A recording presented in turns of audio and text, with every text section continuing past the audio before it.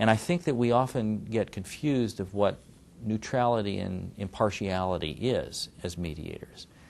I think that the term that is becoming, I think, more popular and is actually a good one is multi-partial. In other words, we're not removed. We are partial toward all parties trying to get their interests met.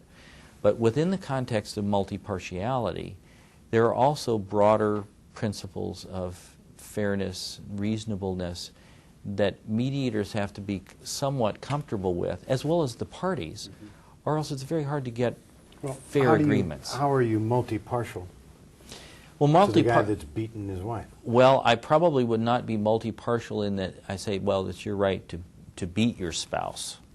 What I would say is that I think that in a relationship, as a general principle, people don't want to be in relationships where they're harmed.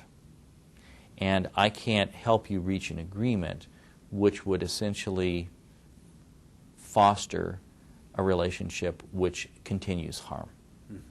If you need to have someone else work with you on those issues, it's not me, because that's a basic premise, and I would assume maybe you assume that's a premise that you'd follow too.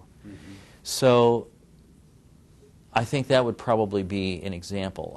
Another one would be, imagine you have a company, and it's in a developing world, and the company is taking significant advantage of local people for some reason. And this happens all the time. A company is, say an extractive industry is going to come in, they want to buy land, and they buy land at essentially the local value of land. But the minerals that they're going to take out will be much, much more expensive.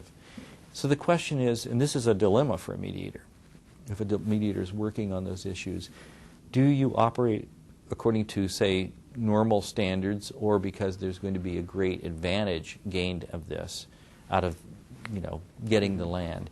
Do you say that there should be some different kind of reciprocity? And we can't make that decision, but we can raise the issue about whether there should be reciprocity. For example, should there be a community development fund? That maybe it's not that the individual gets a certain amount of money, but that the community as a whole benefits significantly from that kind of development activity.